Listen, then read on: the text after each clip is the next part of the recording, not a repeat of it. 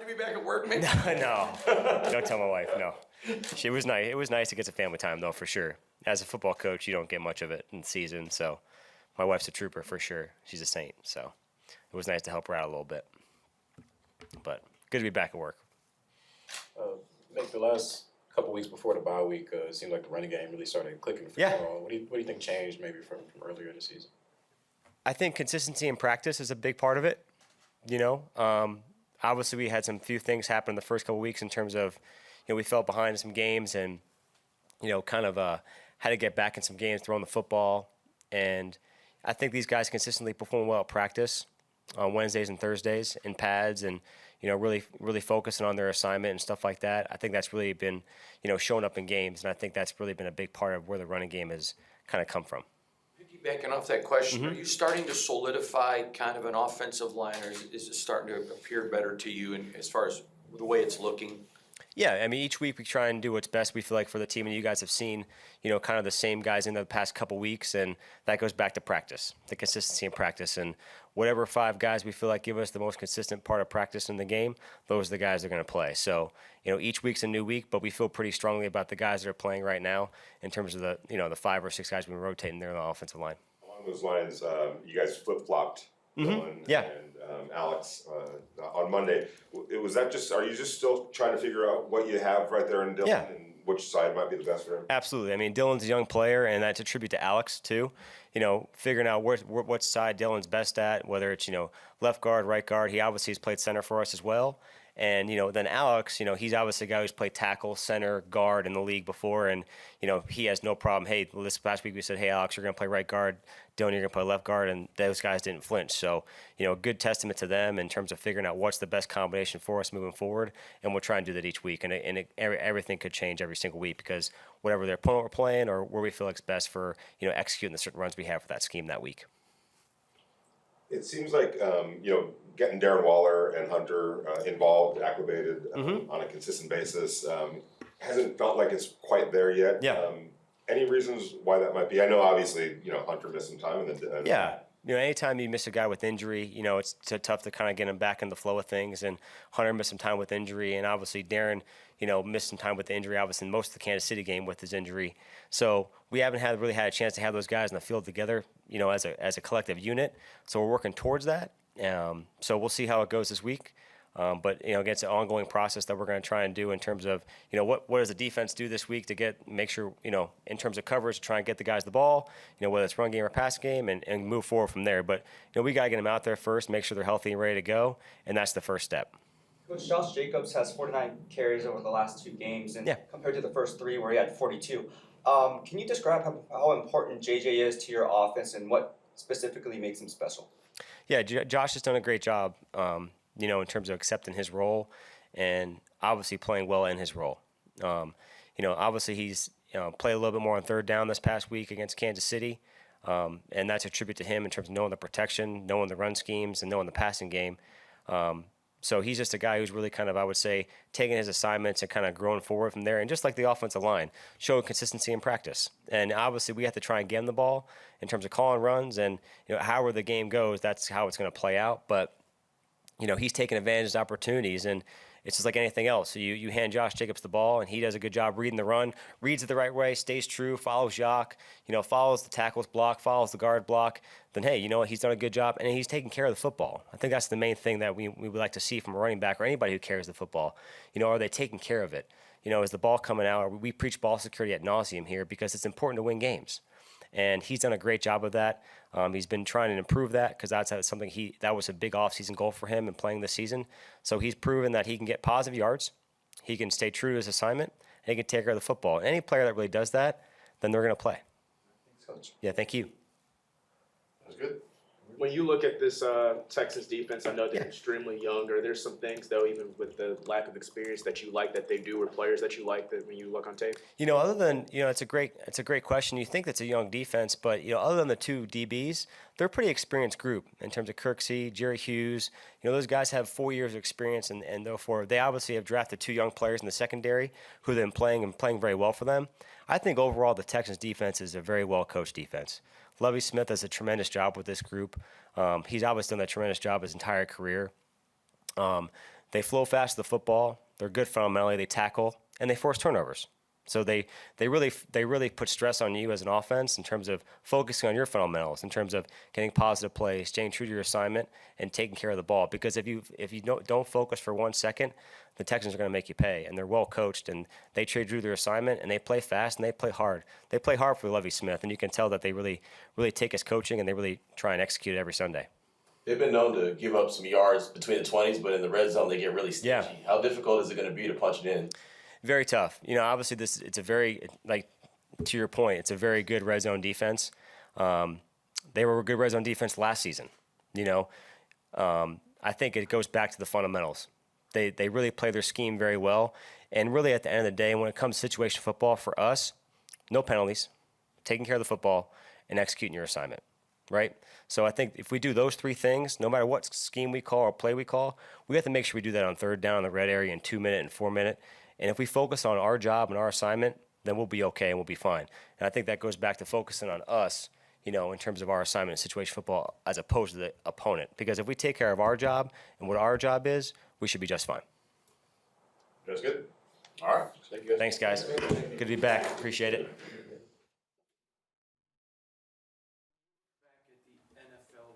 Player safety changes in training camp, that's understandable and acceptable, and even practice during the week is not as physical as it used to be. But when you look at a team struggling with tackling, like Kansas City, how do you fix that when you're not as physical as you used to be? Through practice. I mean, that's part of what we have to do in terms of innovation. Things change over time. We got to find ways to practice tackling and make sure that, we're giving them as close to real life situations as possible. So, that's through the leadership of our head coach, special teams, defensive coaches, all getting involved with that and just trying to work as much as we can. In terms of the angles, again, you might not get the physical contact part of it, but there's ways to simulate that, whether it's through some of the sleds work that we use, just getting back to fundamentals with that. But a lot of times tackling is about the angles, closing down at the right proper angle, pursuit to the ball. That's the main things that you got to focus on when you can't really do it live. Yesterday, Nate Hodge got placed on IR. I know he could be back this season, but what type of loss is that for the defense, and how do you go about replacing what he brings to the table? Well, any time a player gets set back because of injury, especially a player of Nate's caliber, it's always next man up. That's the biggest thing. It's a collision sport. Injuries are going to occur, and you just hope that he's doing what he has to do to get better, and then we get him back as soon as possible. But always next man up. Nobody's going to feel sorry for us, so we're not going to feel sorry for ourselves. Your defenses have a track record of doing well in the red zone. It's been a little bit of a struggle so far this year. Is there anything that you can kind of put a finger on right now? What's going to happen? Again, I'll say it starts with me. In terms I got to coach it better. In terms of getting the guys prepared better there. I'm sure there's a few calls I wish I had back and everything like that. But again, the beauty of this league and why I love the challenge of it is that nothing you did last year or even last week really matters. So the biggest thing is the challenge for this week. I think Houston's ranked 10th in the red area because they got a running back that can run the ball in. I mean, that's one thing. The quarterback makes smart decisions down there. So, we're getting back to the drawing board, probably start a little early on red area and try to get it fixed. I know during the bye week, Josh talked about us going back through things, self-scout like all teams do. And, that was part of it and just try to get it better and try to improve. But again, unfortunately, I love the challenge of this league, but unfortunately, it doesn't matter what we did in the past. I respect your answer that it starts with you, but when you have guys in the right place and they just miss a tackle, that's not on you. They're professionals paid to do that. So is that maybe one of the most frustrating part of the jobs is when you got the right play called, the guy's right there, you can't run out and make the tackle with a clipboard. My job is I'm in charge of the defense with the leadership and the guidance of our head coach. And again, anything, it is on me. It is on me, and that'll never change. And I know the players that put it on themselves at times and stuff like that, but it's my job to have us prepared to stop what we got to stop. And, it's my job to get them executing the way they need to execute. So, again, my answer won't change on that. Appreciate the sentiment, but, this is always on me. Your defense has had stretches where they've been really good and they've been able to have their way with other teams, and then it kind of goes away. How do you develop that consistency? That we're in the process of that in terms of, again, first time together. I know it's been 5 games and we're trying to build that consistency. Again, it's going to start in practice. I can't stress that enough. It starts with practice, and we got to become more consistent out there on the field because there have been some good quarters of football. But again, nobody cares about that. You got to string together 60 minutes or 70 minutes if you're thinking about the Arizona game. So again, what I do is, I'm just like, again, go back to the drawing board in terms of making sure we get practice as close to game reality as possible and just keep improving from there and keep demanding, the standard and just keep working for improvement each day. And that's really the main focus right now moving ahead is just improve each day, make sure that, we're emphasizing our strengths, trying to eliminate our weaknesses and keep working that way. Coach Anthony Averett could possibly make a return here soon. How much would it mean to get him back with the secondary, and what would he bring to the team?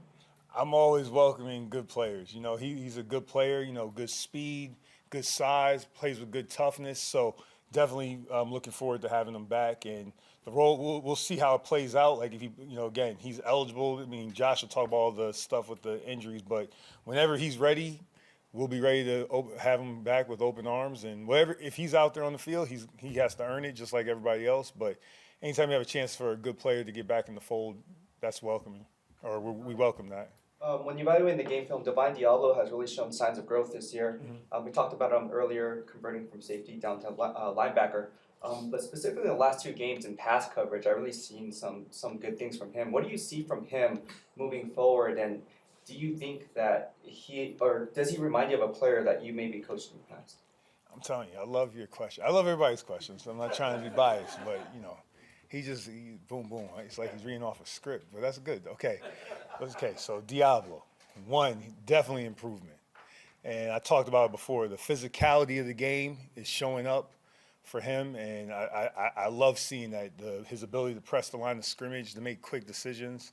In terms of coverage, skill-wise and athletically, he could do whatever you ask a linebacker to do, So players, again, I don't like making too many comparisons. I've had some linebackers in the past that are similar to him, but again, they're different too, like the group I had, whether I was at New England, the group I had at Green Bay, a little bit different, but a lot of improvement happening. And the thing that's really happening that, again, you guys might not see is the leadership, being vocal, leading by example, the study habits, and I would say that's a direct response of his position coach in terms of AP. I mean, that's part of the big reason why AP's here.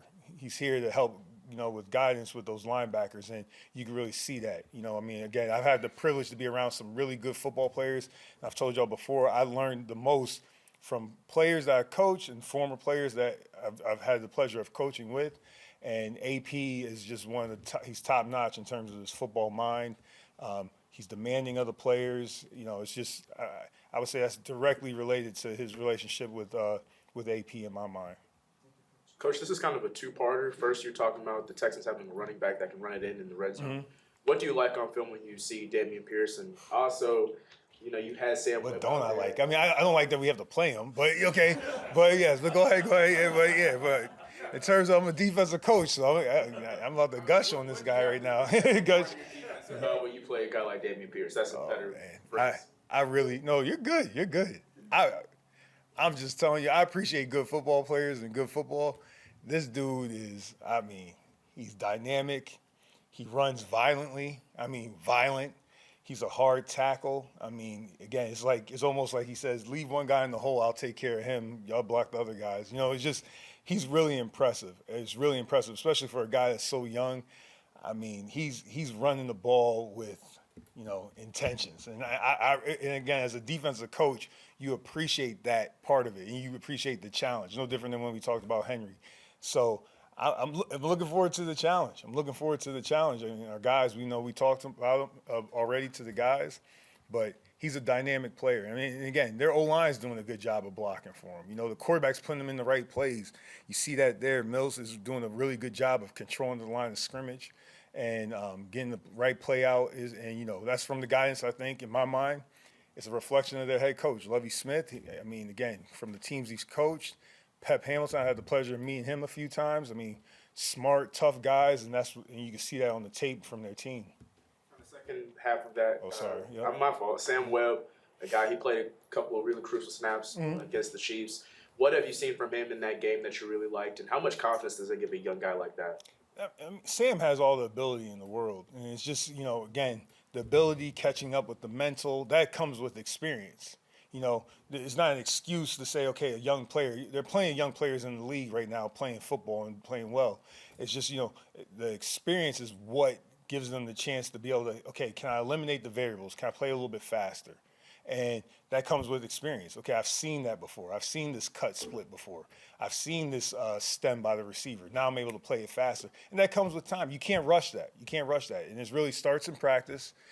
It starts with the film. It starts with practice, film study, and he's just growing because he's a young player. And it's been encouraging to watch because the skill set's there. And, when everything comes together, and I know based on what I know about him, he's never going to be satisfied. He's going to just keep growing, and I'm looking forward to that. Patrick, I felt like Chandler Jones his presence was felt in the Kansas City game. Is that something to build on, A? And then B, I think there's only 6 or 7 sacks from the defensive line. It's all on Max. What might be the key to kind of getting the rest of that group involved? Again, how we gauge it, whether it's really about affecting the quarterback. And I know you guys hate hearing that when we say that, but it really is. And we're not, BSing on that. I can say that, right? Okay. All right.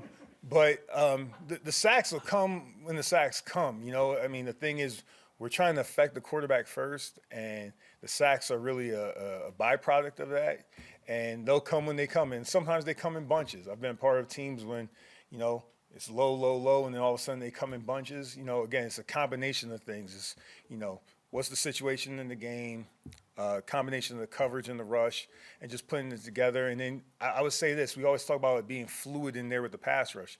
There's got to be a part of them growing together and working off of each other, and so that's part of it as well. But, Chandler's been making plays in the run game, pass game. I've been pleased with what Chandler's doing.